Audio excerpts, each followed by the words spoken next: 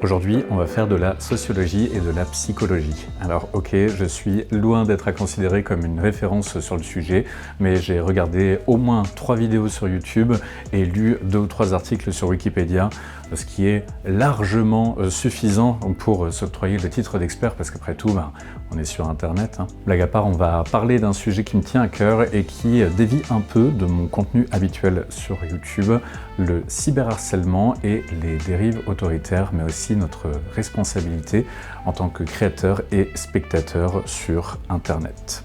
C'est parti. Il y a quelques semaines, j'ai reçu une notif pour un commentaire posté en double sur les 2 vidéos qu'on a réalisées sur le charlatan sectaire Oleg de Normandie. Et oui, c'est un charlatan sectaire, c'est pas moi qui le dis, c'est objectif, c'est factuel, et c'est ce qui fait qu'il est actuellement surveillé par la Miviludes. Et donc ce commentaire donnait tout simplement le vrai nom d'Oleg de Normandie, ainsi que son adresse personnelle, en m'invitant à lui rendre visite pour régler le problème.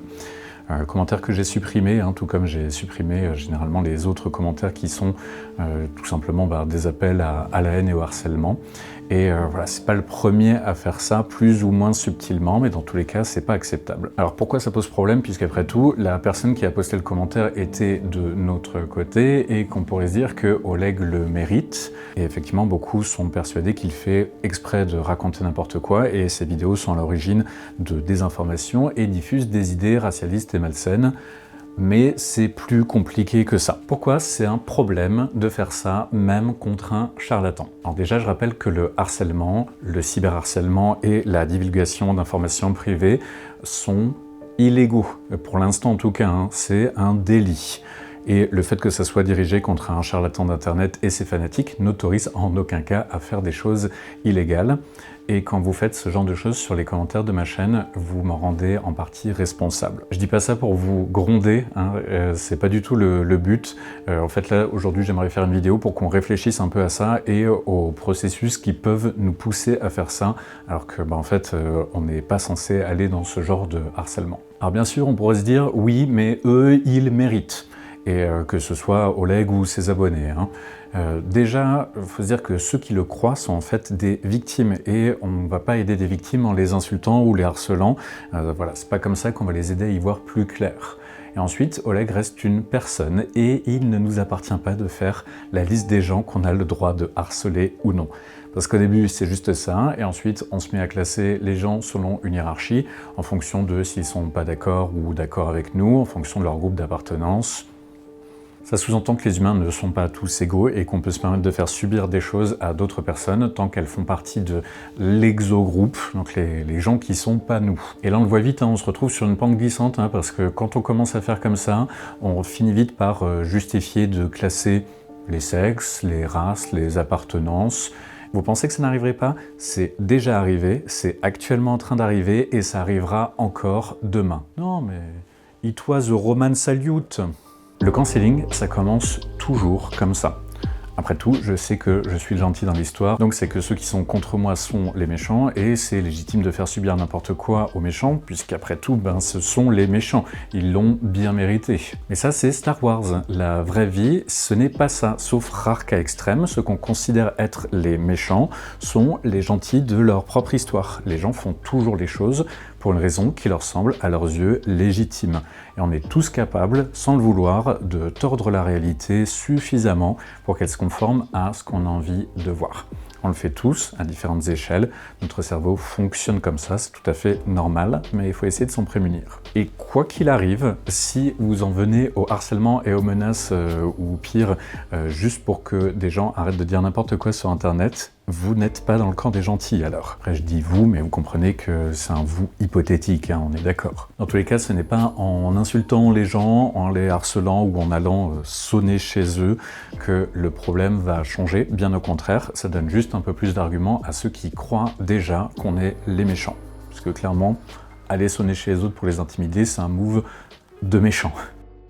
Saviez-vous que l'endroit où on trouve le plus de pyramides dans le monde n'est pas, contrairement à ce qu'on pourrait penser, l'Égypte, mais le Soudan. À part le fait que c'était toujours une bonne idée de vérifier ses sources avant de raconter quelque chose et que c'est toujours une bonne idée de ne pas suivre son instinct et ses premières impressions, à part ça, ça n'a aucun rapport avec le reste de la vidéo. Si cette vidéo existe comme toutes les autres vidéos, c'est grâce à vous, c'est grâce à ceux qui soutiennent la chaîne, donc bien sûr c'est grâce aux vues, ça compte toujours énormément. C'est aussi grâce à ceux qui commentent, qui likent, qui partagent les vidéos. Vous pouvez bien sûr vous abonner si c'est pas déjà le cas, et puis si c'est pas déjà le cas, comment ça se fait que vous soyez arrivé aussi loin dans la vidéo sans vous abonner? Si vous souhaitez me soutenir financièrement, vous pouvez le faire, c'est grâce au Tipeee, donc c'est du financement participatif, et vous pouvez donner à partir de 1 € par mois. Ça m'aide énormément, ça me permet de rentabiliser les vidéos, d'être un peu bénéficiaire dessus, parce que comme vous le savez, si vous faites ce genre de choses, c'est quelque chose qui coûte assez cher et qui prend beaucoup de temps à réaliser. Donc pour moi, le Tipeee, c'est vraiment grâce à ça que je peux continuer à faire des vidéos comme j'essaie de vous en présenter régulièrement. Et pour remercier les tipeurs, je fais des tirages au sort tous les 2 mois pour participer. Ben c'est simple, il suffit de participer au Tipeee, vous n'avez rien de plus à faire. Et là en ce moment, le lot a été envoyé gracieusement par Armor & Castings, donc qui est une entreprise qui fait tout ce qui est petite bijouterie. Et d'ailleurs je dis petite, mais ça va aussi vers des choses un peu plus grandes. Ils m'ont envoyé un joli set avec une belle ceinture, avec mordant et un boucle, ainsi qu'une jolie broche ronde à tête d'ours, très connue dans le milieu de la rock and roll viking. Aussi un pendentif qu'on peut porter, à vrai dire qu'on pourrait porter dans la vie de tous les jours si on le souhaite, et qu'on peut mettre aussi à une parure si on en a envie. Et 2 crochets de bande moltière ou de chausses. Il me semble que sur la source c'est plutôt de bande moltière, mais en soi ça fonctionnerait aussi sur des chausses. Tout ça c'est donc un set qui est sur la période viking, tout n'a pas été retrouvé en Scandinavie, mais c'est sur la période. Et j'enverrai ce set à un chanceux qui sera tiré au sort. Ça sera donc sûrement début mai. Je ferai une petite vidéo pour dire qui a gagné ce set. Un grand merci à Armor & Castings. Si vous ne les connaissez pas encore, je vous invite à visiter leur site. Ils font un peu de tout, que ce soit des petites pièces, des moyennes pièces, des grandes pièces. Ils font aussi de plusieurs périodes, depuis à peu près le 5e siècle jusqu'au 15e siècle, ou peut-être disons 14e siècle. Ce sont des très belles pièces et mon seul regret c'est de ne pas avoir commandé chez eux plus tôt, parce que ça m'est arrivé de commander chez d'autres et d'être un peu plus déçu. Donc parfois je me suis dit je vais commander chez ceux qui sont moins chers. C'était pas le meilleur choix, mais bon, ça vous le savez déjà, hein, on en a pour ce qu'on paye. Bref, je vous invite fortement à aller voir leur site, vous verrez, ils ont du stock qui est envoyé en quelques jours, ils ont aussi du made to order, donc quand vous faites votre commande, ils les fabriquent pour vous et vous les envoient, ça prend un peu plus de temps, quelques semaines, mais voilà, généralement ça met pas plus de 2 mois à arriver. Un grand merci à eux qui m'ont envoyé ça gratuitement, donc j'ai rien eu à payer et ils ne me payent pas pour faire leur promotion. Moi ça me permet de vous offrir des trucs sympas de temps en temps, et voilà, si vous voulez, vous pouvez aller sur leur site, il y a 15% de réduction avec mon code, donc c'est soit Tommy15, soit vous verrez, il y a des liens dans la description. Merci à vous pour votre soutien, merci à Armor & Castings, et on reprend le cours de la vidéo. Je vous propose de remonter un peu dans le temps pendant quelques minutes, mais pas aussi loin qu'habituellement. Là, on va pas remonter à la période viking. Après la Seconde Guerre mondiale, des philosophes, des sociologues et des psychologues commencent à se poser une question devenue cruciale. Comment se fait-il que des gens d'apparence complètement normaux aient pu laisser passer le fascisme et le nazisme? Et même, comment ont-ils pu contribuer volontairement à des actes horribles comme par exemple l'Holocauste. Je résume rapidement, mais le principe de personnalité autoritaire émerge grâce à Theodor Adorno, un philosophe et sociologue allemand. Ce principe sera repris par d'autres, notamment par Bob Altmeyer, psychologue canadien, qui clarifie le concept et invente l'échelle RW1 pour Right Wing Authoritarian, autoritaire de droite, et plus tard des variantes comme l'échelle LWA pour Left Wing Authoritarian, autoritaire de gauche. On dirait des groupes de rap, mais c'est pas ça. Peut-être que pour l'instant vous vous demandez pourquoi je vous parle de ça et quel est le rapport avec le reste de la vidéo, mais ça va venir. L'autoritaire, qu'il soit soumis ou dirigeant, est généralement défini par 3 traits de caractère. Tout d'abord, premier trait de caractère, une soumission très forte à l'autorité qu'il juge légitime. Ça peut être un gouvernement, un gourou, un influenceur. Ça n'a pas forcément besoin d'être officiel, il faut juste que ça soit ressenti comme légitime. Deuxième point, l'autoritaire peut être très violent envers ceux qui ne font pas partie de son groupe d'appartenance. surtout s'ils ont été pointés du doigt par l'autorité légitime. Je ne vous donne pas d'exemple, je pense que vous en avez déjà probablement qui vous viennent en tête. Et troisième point, le conventionnalisme. L'autoritaire est particulièrement sensible au biais de conformisme. C'est le mécanisme qui fait qu'on a tendance à suivre l'avis du plus grand nombre, même quand ce n'est pas réellement le nôtre. Là non plus, pas besoin d'exemple, je pense que vous en avez tous vécu, mais si vous en voulez un frappant, je vous conseille de voir l'expérience de H qui testait l'influence d'une opinion majoritaire objectivement fausse et la puissance de la pression sociale sur des groupes d'étudiants. C'est assez marquant et ça fonctionne pas qu'avec des groupes d'étudiants, ça fonctionne partout. Et c'est là qu'on raccroche avec le thème de base, parce qu'on pourrait penser que ces mécanismes-là d'autoritarisme et de soumission aveugle ne se trouvent que dans les régimes fascistes, et je dis fasciste dans le sens moderne du mot, mais en réalité ils se retrouvent partout, y compris dans les dynamiques de groupe sur Internet. Quand on observe les mécanismes qui poussent certains à harceler, ces trois traits de caractère ressortent extrêmement souvent. J'ai suivi de très loin l'affaire du procès d'Ultia contre ces harceleurs et j'ai appris beaucoup de choses grâce à ça. Pour ceux qui ne connaissent pas encore cette histoire, Ultia c'est une streameuse française et youtubeuse française qui a un événement caritatif, le Zevent 2021, a été la seule à faire remarquer Kinoxtag, un youtubeur déjà très connu à l'époque et qui l'est encore plus aujourd'hui. Elle a fait remarquer qu'il avait eu un comportement déplacé et sexiste envers une actrice étrangère qu'il a invitée pendant l'événement. Il est avec une meuf en train de dire ouais passe sous le bureau, ouais je la soulève, je sais pas quoi. Je suis allée dire justement faites cesser parce qu'elle parle même pas français, elle comprend rien et elle sourit et à côté il y a des gens dans le chat qui l'insultent, qui sont sexistes. Ils viennent dans mon chat pour dire que moi je suis éclatée au sol à côté d'elle, etc. Et là il fait un record de viewers et on applaudit. Oh bah franchement, je suis scandalisée en vrai. Kinoxtag a compris qu'il avait fait une bêtise et s'est excusé, mais ça n'a pas empêché des gens de sa communauté et d'autres communautés d'envoyer des messages tout simplement aberrants à Ultia, sans compter les retombées d'autres streams et d'autres vidéos YouTube et articles et tout ça qui ont couvert l'affaire par la suite.